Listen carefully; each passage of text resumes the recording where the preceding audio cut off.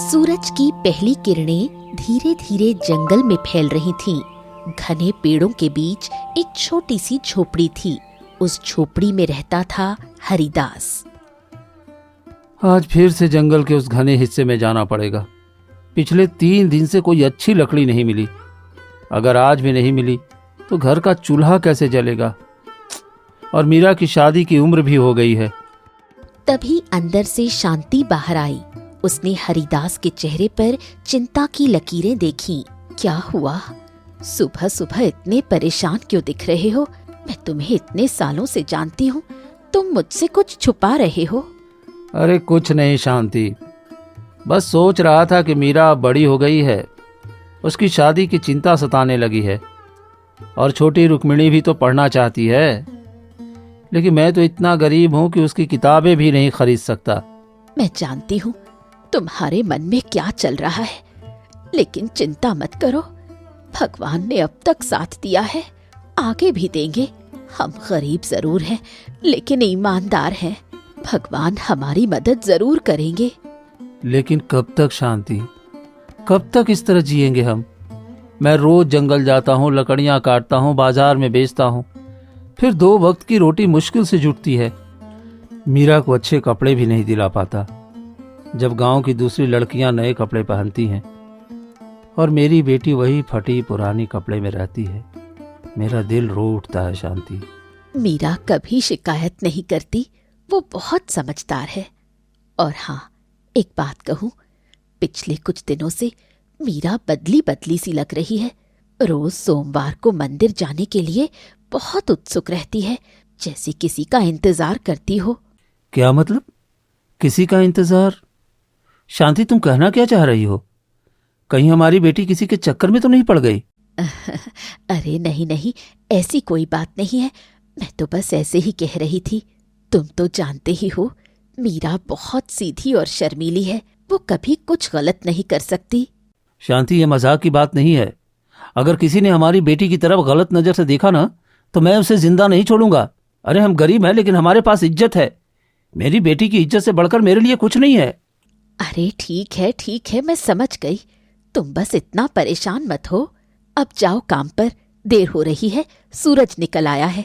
फिर हरिदास जंगल में लकड़ियां काटने के लिए निकल पड़ा। दीदी, आप सिर्फ भगवान के दर्शन करने जाती हो या किसी और से मिलने जाती हो? मैंने देखा है कि आप मंदिर से हमेशा बहुत खुश होकर लौटती हो। रुक्मिणी, तुम भी ना चुप रहो। तुम्हें कुछ नहीं पता, बस ऐसे ही बातें बनाती रहती हो। ऐसी कोई बात नहीं है। अरे दीदी, इतना क्यों शर्मा रही हो? अगर सच में कोई बात नहीं है तो चेहरे पर ये लाली क्यों आ गई? अरे बस भी करो रुक्मिणी, मंदिर की बातों को दिल की बातों से मत जोड़ो। कुछ भी नहीं है, समझी तुम? दूसरी तरफ राजमहल में सुबह का समय था। राजा विक्रमादित्य का चेहरा गंभीर और चिंतित था। मंत्री जी, आज फिर से दरबार में बहुत कम लोग आए हैं। क्या बात है? क्या प्रजा हमसे नाराज है? पहले तो लोग अपनी समस्याएं लेकर आते थे। नहीं महाराज, ऐसी कोई बात नहीं है। बस कुछ दिनों से लोगों को राजमहल आने में संकोच होता है। संकोच? क्यों? हमने तो कभी किसी के साथ अन्याय नहीं किया मंत्री जी। हम तो हर वक्त अपनी प्रजा के लिए तैयार रहते हैं, फिर ये संकोच कैसा? महाराज, सच कहूं तो लोग कहते हैं राजमहल में कोई वारिश नहीं है।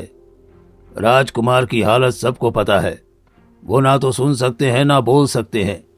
लोग सोचते हैं कि ऐसे राजकुमार इस राज्य को कैसे संभालेंगे। मंत्री जी, हमारे बेटे में कोई कमी नहीं है, बस वो सुन और बोल नहीं सकता। लेकिन वो एक योग्य राजकुमार है।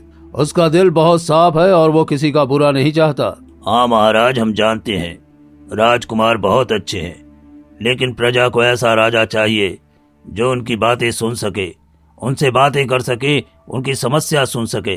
फिर राजा वहां से उठकर बगीचे में चला गया। तभी रानी सुधा वहां आई। उन्होंने राजा के चेहरे पर दुख देखा तो वो समझ गईं कि फिर से राजकुमार की ही बात हो रही है। महाराज, आप फिर परेशान हैं। राजकुमार की चिंता में आप खुद को बीमार कर लेंगे। मैं जानती हूँ आपका दिल बहुत दुखता है, लेकिन हमें अपने बेटे पर भरोसा रखना होगा। रानी, हमारा बेटा 25 साल का हो गया, लेकिन वो इतना अकेला रहता है। कोई उससे दोस्ती नहीं करता। सब उसे अलग नजर से देखते हैं, जैसे वो कोई अजनबी प्राणी हो। मेरा दिल रो उठता है जब मैं उसे अकेले देखता हूं। मैं जानती हूँ महाराज, मेरा दिल भी रोता है जब मैं उसे अकेले छज्जे पर खड़ा देखती हूँ। वो घंटों वहीं खड़ा रहता है और दूर कहीं देखता रहता है, जैसे किसी को ढूंढ रहा हो। कभी कभी मैं सोचती हूँ कि काश हम उसे वो सब दे पाते जो वो चाहता है। महाराज, मैं एक सुझाव दूं? मैंने बहुत सोचा है इस बारे में। कहिए मंत्री जी, अगर हमारे बेटे की खुशी के लिए कुछ भी हो सकता है तो जरूर बताइए। महाराज, क्यों न राजकुमार की शादी कर दी जाए। मेरे एक मित्र हैं सेठ धनराज, उनकी एक भतीजी है, बहुत सुंदर और सुशील है। अगर राजकुमार की शादी हो जाए तो कम से कम उन्हें एक साथी तो मिल जाएगा। वो अकेले नहीं रहेंगे। लेकिन मंत्री जी, क्या वो राजकुमार को स्वीकार करेगी? आज तक किसी ने भी हमारे बेटे को अपनाया नहीं है। सब उसे देखकर मुंह फेर लेते हैं। वो परिवार धन का बहुत लालची है। अगर आप उन्हें अच्छा दहेज दें तो वो मान जाएंगे। पैसे के लिए वो कुछ भी करने को तैयार हैं। मैं सेठ धनराज को अच्छी तरह से जानता हूँ महाराज। हम इस बारे में सोचेंगे मंत्री जी। पहले हम अपने बेटे से बात करेंगे। उसकी इच्छा जानना जरूरी है। हम उसकी मर्जी के बिना कुछ नहीं करेंगे। इतना कहकर राजा और रानी वहां से चले गए। बस कुछ दिन और, फिर राजकुमार की शादी सेठ की भतीजी से हो जाएगी। उसके बाद मैं आराम से राज चला सकूंगा। राजा तो बूढ़े हो रहे हैं और राजकुमार तो बहरा गूंगा है। असली ताकत तो मेरे हाथ में होगी। उसी समय राजमहल के एक सुनसान हिस्से में राजकुमार देवांश अकेला बैठा था। शाम होने को आई। मीरा मंदिर से लौट रही थी। उसके चेहरे पर एक अलग सी चमक थी। रुक्मिणी उसके साथ थी। दोनों बहनें चुपचाप चल रही थीं। दीदी, आज फिर से आप बहुत देर तक मंदिर में रुकी। क्या हुआ? भगवान से बात कर रही थी या किसी और से? कुछ नहीं रुक्मिणी, बस ऐसे ही भगवान की पूजा कर रही थी। तुम बेकार की बातें मत बनाओ। दीदी, मैंने देखा था आज मंदिर में वो राजकुमार भी थे ना, वो जो बोल नहीं सकते। मैंने आपको उनके साथ बात करते देखा। तुमने देखा? तुम तो बाहर थी। रुक्मिणी, तुम छुपकर मुझे देख रही थी। मैं छोटी हूँ, अंधी नहीं दीदी। मैंने देखा कि आप दोनों कुछ इशारों में बात कर रहे थे। राजकुमार आपको बहुत प्यार से देख रहे थे। रुक्मिणी, तुम किसी को ये बात मत बताना, खासकर पिताजी को। वो बहुत गुस्सा हो जाएंगे, वो समझेंगे नहीं। लेकिन क्यों दीदी? राजकुमार तो बहुत अच्छे लगते हैं। भले ही वो बोल नहीं सकते, लेकिन उनकी आंखों में बहुत प्यार है। बस रुक्मिणी, ये बातें यही खत्म। और हाँ, मैं राजकुमार से सिर्फ दोस्ती करती हूँ। वो बहुत अकेले रहते हैं। मुझे उन पर दया आती है। कोई उनसे बात नहीं करता। सब उन्हें अलग नजर से देखते हैं। दया? सच में सिर्फ दया दीदी? आपकी आंखों में तो कुछ और ही दिखता है। आप उन्हें प्यार करती हैं ना? मीरा कुछ जवाब नहीं देती, बस चुप हो जाती है। दोनों घर की तरफ चल पड़ती हैं। मीरा के मन में तूफान चल रहा था। आज बहुत मुश्किल से लकड़ी मिली। जंगल में बहुत अंदर तक जाना पड़ा। कमर टूट गई है। बैठो, आराम करो। इतनी मेहनत करोगे तो बीमार पड़ जाओगे। अब मैं खाना लगाती हूँ। खाने के बाद सब बैठे थे। मीरा चुप थी। उसका मन कहीं और था। मीरा, तू आजकल बहुत खोई खोई रहती है। कोई बात है क्या? तू हमसे कुछ छुपा रही है। नहीं पिताजी, कुछ नहीं। मैं बस थोड़ा थक गई थी, इसलिए चुप थी। देख बेटा, तू अब बड़ी हो गई है। तुझे समझ तुझे समझ है कि क्या सही है क्या गलत है, लेकिन याद रख हम गरीब हैं, हमें अपनी औकात में रहना चाहिए। अमीरों की दुनिया में हमारी कोई जगह नहीं। पिताजी, आप ये क्यों कह रहे हैं? आपको किसी ने कुछ कहा क्या? लोग कह रहे थे कि कोई लड़की मंदिर रोज जाती है और राजकुमार से मिलती है। लोगों की जबान बहुत तेज होती है। मीरा का चेहरा पीला पड़ गया। शांति चिंतित हो गई। रुक्मिणी डर गई। मंदिर में तो बहुत सारी लड़कियां जाती हैं, इसका मतलब ये थोड़ी है कि वो हमारी मीरा है। लोग बेकार की बातें बनाते रहते हैं। मैं जानता हूँ शांति, लेकिन मैं बस इतना कह रहा हूँ कि हमें सावधान रहना चाहिए। राजघराने के लोग हमारी तरह नहीं होते। उनकी दुनिया अलग है, हमारी दुनिया अलग है, और दोनों दुनियाओं का मिलना संभव नहीं है। पिताजी, मैं सिर्फ मंदिर जाती हूँ, मैं कुछ गलत नहीं कर रही। मैं तुझ पर शक नहीं कर रहा बेटा, मुझे तुझ पर पूरा भरोसा है। जाओ, अब सो जाओ, बहुत रात हो गई है। अगले दिन सुबह सुबह मंत्री महाराज के पास आया। महाराज, मैंने सेठ धनराज से बात की है, वो राजी है। उसकी भतीजी बहुत सुंदर है और उसे कोई आपत्ति नहीं है राजकुमार से विवाह करने में। बस आपको अच्छा दहेज देना होगा।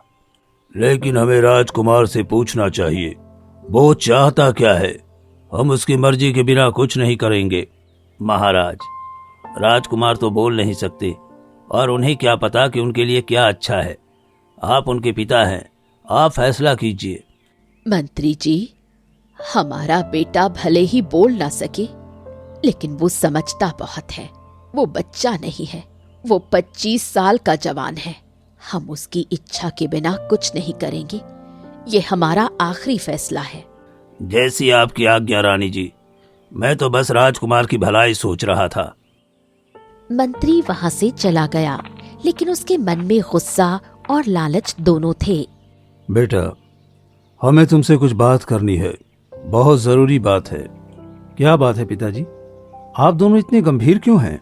बेटा, तुम 25 साल के हो गए हो। हम चाहते हैं कि तुम्हारी शादी हो जाए, तुम्हें एक साथी मिल जाए। तुम इतने अकेले रहते हो। देवांश का चेहरा गंभीर हो गया। उसने इशारों में कहा, शादी? मुझसे कौन करेगा शादी? मैं तो बहरा गूंगा हूँ, कौन मुझे स्वीकार करेगा? बेटा, ऐसा मत सोचो। मंत्री जी ने एक लड़की के बारे में बताया है, सेठ धनराज की भतीजी है। वो तुमसे शादी के लिए तैयार है। वो इशारों में कहता है। नहीं पिताजी, मैं किसी को मजबूर नहीं करना चाहता। मैं अकेला नहीं हूं माँ, मुझे एक दोस्त मिल गया है। एक ऐसी दोस्त जो मुझे समझती है, मेरी खामोशी को सुनती है। लेकिन बेटा, तुम इतने अकेले रहते हो, हमें तुम्हारी बहुत चिंता होती है। हम नहीं रहेंगे तो तुम्हारा क्या होगा? मुझे एक दोस्त मिल गया है, एक ऐसी दोस्त जो मुझे समझती है, मेरी खामोशी को सुनती है। दोस्त? कौन है ये दोस्त? हमें भी बताओ बेटा। देवांश कुछ नहीं बोला, बस मुस्कुराता रहा। उसकी आंखों में एक अलग सी चमक थी। अगले सोमवार को मीरा फिर से मंदिर गई, लेकिन इस बार उसका मन बहुत भारी था। उसे पिताजी की बातें याद आ रही थीं। उसके कदम धीरे धीरे चल रहे थे। शायद पिताजी सही कह रहे हैं, मुझे राजकुमार से नहीं मिलना चाहिए। ये गलत है, हम दोनों अलग दुनिया के लोग हैं। लेकिन मेरा दिल नहीं मानता। वो मंदिर में प्रवेश करती है। राजकुमार देवांश पहले से वहां बैठा है। तुम आज उदास लग रही हो, क्या हुआ? क्या तुम ठीक हो? कुछ नहीं देवांश, बस कुछ सोच रही थी। क्या सोच रही थी? मुझे बताओ, शायद मैं तुम्हारी मदद कर सकूं। देवांश, क्या हमें मिलना बंद कर देना चाहिए? क्यों मीरा? मैंने कुछ गलत किया? अगर मैंने कुछ गलत किया है तो बता दो, मैं सुधार लूंगा। नहीं देवांश, तुमने कुछ गलत नहीं किया। तुम बहुत अच्छे हो। लेकिन लोग बातें बना रहे हैं। मेरे पिता को पता चल गया, वो बहुत नाराज हो गए। उन्होंने कहा कि हम अलग दुनिया के लोग हैं। तो क्या अब हम दोस्त नहीं रहेंगे? क्या तुम मुझे छोड़ दोगी? मैं नहीं जानती देवांश, मुझे समझ नहीं आ रहा क्या सही है। मेरा दिल कहता है कि मैं तुमसे मिलती रहूं, लेकिन मेरे पिता की बातें मानना भी जरूरी है। मीरा, तुम पहली इंसान हो जिसने मुझे इंसान समझा, मेरी खामोशी को समझा, मेरी आंखों में छुपी हुई बातों को सुना। अगर तुम नहीं मिलोगी तो मैं फिर से अकेला हो जाऊंगा, लेकिन मैं तुम्हें मजबूर नहीं करना चाहता। अगर तुम्हारे पिता नाराज हैं तो शायद यही सही है कि हम ना मिलें। मैं तुम्हें परेशानी में नहीं डालना चाहता। लेकिन देवांश, मैं तुम्हें अकेला नहीं छोड़ना चाहती। तुम मेरे बहुत अच्छे दोस्त हो। उसी समय मंदिर के बाहर रुक्मणी छुपकर सब देख रही थी। उसकी आंखों में आंसू थे। वो अपनी दीदी का दर्द समझ रही थी। अगले दिन मंत्री फिर से राजा के पास आया। उसके चेहरे पर बेचैनी थी। महाराज, सेठ धनराज बहुत जल्दी में है। वो कह रहे हैं कि अगर आप 3 दिन में फैसला नहीं लेते हैं तो वो अपनी भतीजी की शादी कहीं और कर देंगे। फिर यह मौका हाथ से निकल जाएगा महाराज। लेकिन राजकुमार साफ मना कर चुका है मंत्री। वो शादी नहीं करना चाहता। हम उसे मजबूर नहीं कर सकते। महाराज, शायद राजकुमार को समझ नहीं आ रहा है कि उनके लिए क्या अच्छा है। आप उनके पिता हैं महाराज, आप फैसला लीजिए। मंत्री जी, आप बार बार वही बातें क्यों दोहरा रहे हैं? क्या आपको इस शादी में कोई फायदा है? सच सच बताइए। नहीं नहीं, ऐसी कोई बात नहीं है। मैं तो बस राजकुमार की भलाई सोच रहा हूँ। मैं तो राजमहल का वफादार सेवक हूँ। फिर मंत्री सेठ के घर की ओर निकल पड़ा। तुमने तो कहा था कि राजा आसानी से मान जाएगा, लेकिन वो तो अब भी सोच रहा है। मेरा वक्त बर्बाद हो रहा है। मुझे पता है सेठ जी, लेकिन राजा बहुत जिद्दी है। वो अपने बेटे की मर्जी के बिना कुछ नहीं करना चाहता। तो फिर उस राजकुमार को मनाना होगा, लेकिन वो तो बहरा गूंगा है, उससे कैसे बात करें? मुझे पता है कि राजकुमार किसी गांव की लड़की से मिलता है। अगर हम उस लड़की को रास्ते से हटा दें तो राजकुमार अकेला हो जाएगा और फिर शादी के लिए मान जाएगा। बहुत अच्छा विचार है, लेकिन उस लड़की को कैसे हटाएंगे रास्ते से? मैं अपने आदमियों को भेजूंगा। वो उस लड़की के परिवार को धमकी देंगे, उनके पिता को मारेंगे ताकि वो डरकर राजकुमार से दूर रहे। ठीक है, लेकिन सावधानी से। किसी को पता नहीं चलना चाहिए कि हम इसके पीछे हैं। मैंने सुना है कि हरिदास की बड़ी बेटी राजकुमार से मिलती है। ये तो बहुत गलत बात है। हाँ, मैंने भी सुना है, लेकिन ये तो बहुत गलत बात है। वो राजकुमार है, हम गरीब लोग हैं। ये दोनों कभी शादी नहीं कर पाएंगे। लेकिन मीरा तो बहुत अच्छी लड़की है। उसने कभी किसी का बुरा नहीं किया। शायद वो राजकुमार से सच में प्यार करती है। अच्छी होने से क्या होता है? दुनिया के नियम तो देखो। अमीर अमीर से, गरीब गरीब से। ये तो सदियों से चला आ रहा है। कोई इसे बदल नहीं सकता। हमें हरिदास से बात करनी चाहिए। वो एक अच्छा इंसान है, वो सही फैसला लेगा। हमें उसके परिवार की इज्जत का भी ख्याल रखना चाहिए। अगले दिन सुबह हरिदास जंगल जाने की तैयारी कर रहा था कि पंडित और कुछ गांव वाले उसके घर आए। पंडित जी, आप सब इतनी सुबह सुबह? सब ठीक तो है ना? अरे हरिदास, हमें तुमसे कुछ जरूरी बात करनी है। ये मीरा के बारे में बहुत जरूरी बात है। कहिए पंडित जी, क्या बात है? मेरी बेटी ने कुछ गलत किया है क्या? हरिदास, तुम्हारी बेटी राजकुमार से मिलती है। ये पूरे गांव में चर्चा हो रही है। लोग बहुत बातें बना रहे हैं। मुझे पता है, मैं अपनी बेटी को संभाल लूंगा। आप लोगों को इसकी चिंता करने की जरूरत नहीं है। मेरे घर के मामले में दखल मत दीजिए।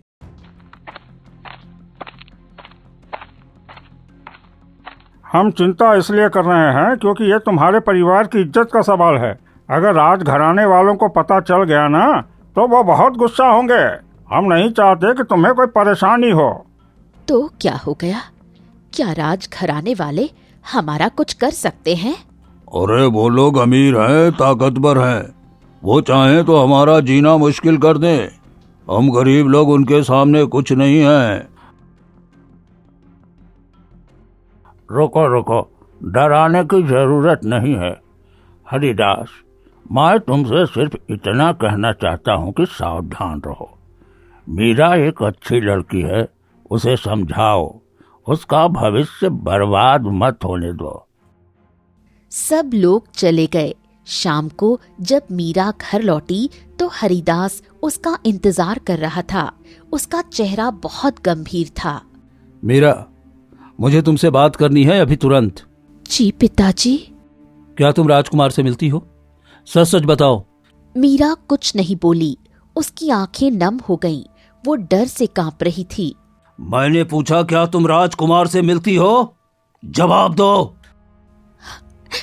हाँ पिताजी, लेकिन मैं कुछ गलत नहीं कर रही। मैं सिर्फ उनकी दोस्त हूँ। अरे तुझे पता है कि लोग क्या कह रहे हैं? पूरे गांव में तेरी बातें हो रही हैं। लोग हमारी इज्जत पर कीचड़ उछाल रहे हैं। तुम शांत हो जाओ। पहले मीरा की बात सुनो। वो क्या कहना चाहती है? अरे क्या सुनूं? वो एक राजकुमार है, हम गरीब लकड़हारे। क्या सोचकर तुझसे मिल रही है? हा? क्या सोचकर तुझसे मिल रही है? क्या तुझे लगता है कि राजघराने के लोग तुझे अपनाएंगे?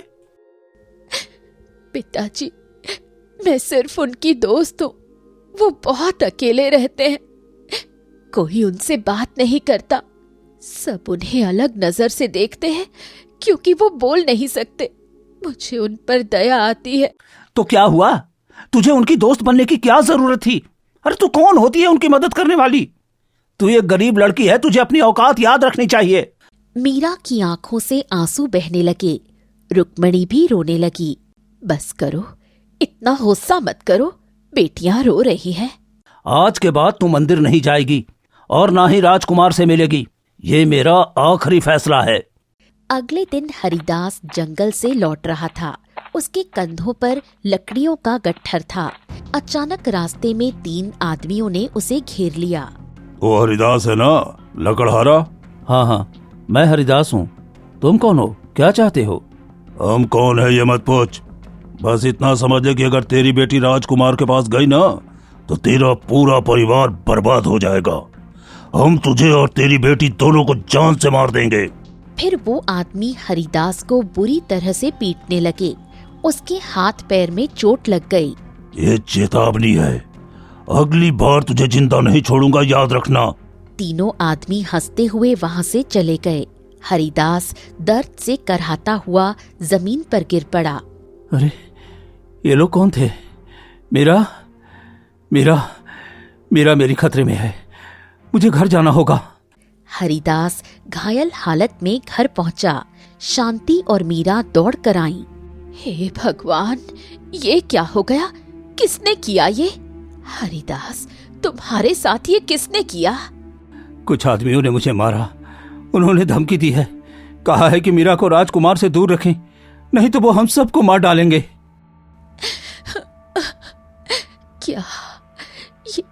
क्या ये सब मेरी वजह से हुआ? पिताजी, मुझे माफ कर दीजिए। मैं कभी राजकुमार से नहीं मिलूंगी। मैं कसम खाती हूँ। नहीं बेटा, ये तेरी गलती नहीं है। ये उन लोगों की गलती है जो डरपोक है, जो ताकत का गलत इस्तेमाल करते हैं। लेकिन मीरा, अब तुझे सच में राजकुमार से नहीं मिलना चाहिए। वो लोग बहुत खतरनाक हैं। अगले दिन सुबह रुक्मणी एक फैसला लेती है। वो चुपके से राजमहल की तरफ निकल पड़ती है, किसी को बिना बताए। मुझे राजा को सब सच बताना होगा। मेरी दीदी और राजकुमार को न्याय मिलना चाहिए और जिन लोगों ने मेरे पिता को मारा है उन्हें सजा मिलनी चाहिए। वो राजमहल के दरवाजे पर पहुंची। पहरेदारों ने उसे रोक दिया। ए रुक, तू कौन है? यहाँ क्यों आई है? ये राजमहल है, कोई भी अंदर नहीं जा सकता। मैं राजा से मिलना चाहती हूँ। मुझे उनसे कुछ जरूरी बात करनी है, बहुत जरूरी। राजा से मिलना चाहती है? जा जा, यहाँ से चली जा। राजा के पास फालतू समय नहीं है। मुझे अंदर जाने दीजिए। मेरे पिता को किसी ने मारा है। उन्हें बहुत चोटें लगी है। मुझे न्याय चाहिए। तभी वहां से रानी गुजर रही थी। उन्होंने रुक्मणी को रोते देखा। वो रुक गई। क्या हो रहा है यहाँ? ये बच्ची रो क्यों रही है? तुम इसे क्यों परेशान कर रहे हो? रानी जी, यह लड़की राजा से मिलना चाहती है। मैं इसे भगा रहा था। बेटा, क्या बात है? तुम रो क्यों रही हो? मुझे बताओ। रानी माँ, मेरे पिता को किसी ने बहुत बुरी तरह मारा है और ये सब मेरी दीदी की वजह से हुआ। तुम्हारी दीदी? कौन है तुम्हारी दीदी? मेरी दीदी का नाम मीरा है। वो राजकुमार की दोस्त है और ये बात किसी को पसंद नहीं है। तुम अंदर आओ बेटा, मुझे सब कुछ विस्तार से बताओ। घबराओ मत, कोई तुम्हें कुछ नहीं कहेगा। रानी रुक्मिणी को अंदर ले जाती है। राजा के कक्ष में राजा, रानी और रुक्मिणी बैठे हैं।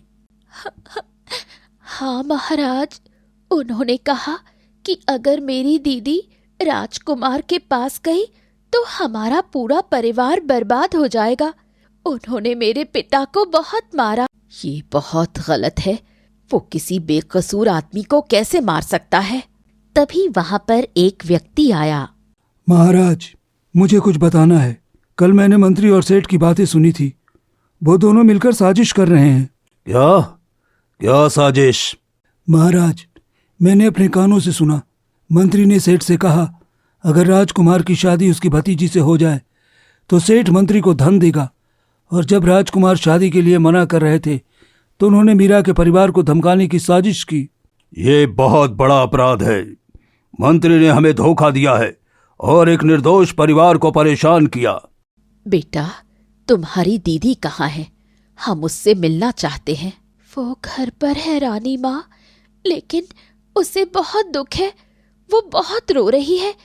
मेरे पिता ने उसे राजकुमार से मिलने से मना कर दिया है। रुक्मिणी, तुम जाओ, हम इस मामले की जांच करेंगे और तुम्हारे पिता को न्याय जरूर मिलेगा। उसी शाम राजा ने मंत्री और सेठ धनराज को दरबार में बुलाया। मंत्री जी, हमें पता चला है कि सेठ के आदमियों ने एक गरीब लकड़हारे को मारा है। क्या यह सच है?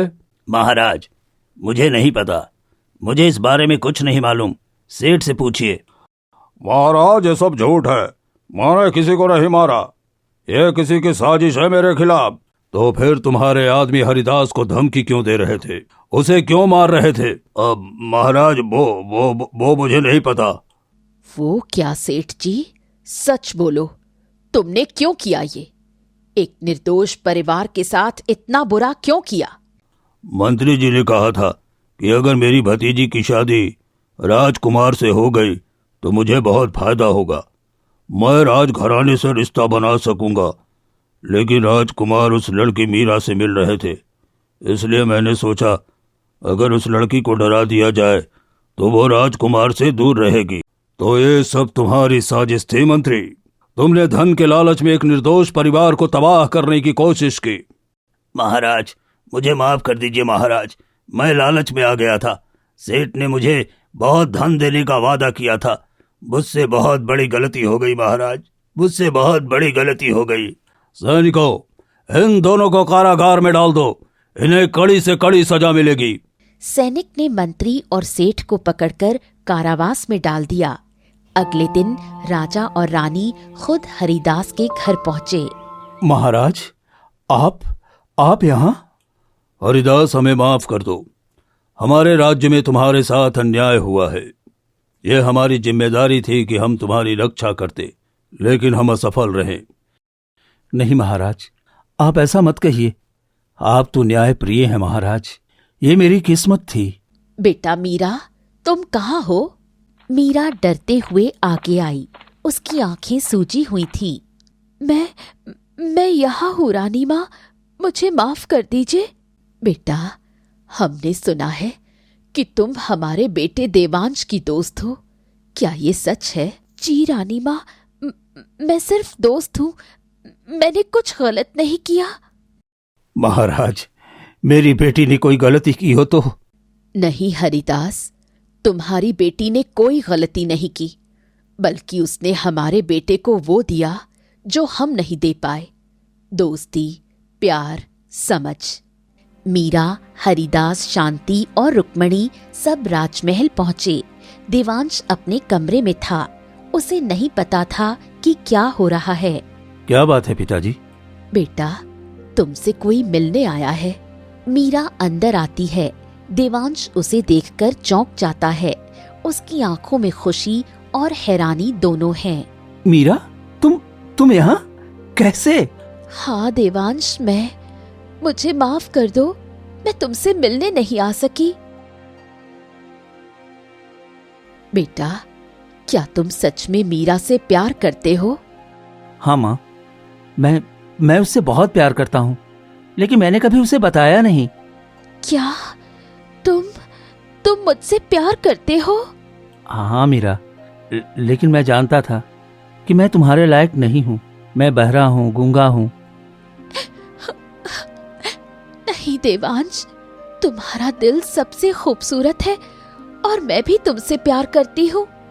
लेकिन महाराज, मैं एक गरीब लकड़हारा हूँ। मेरी बेटी राजकुमार के लायक नहीं है महाराज।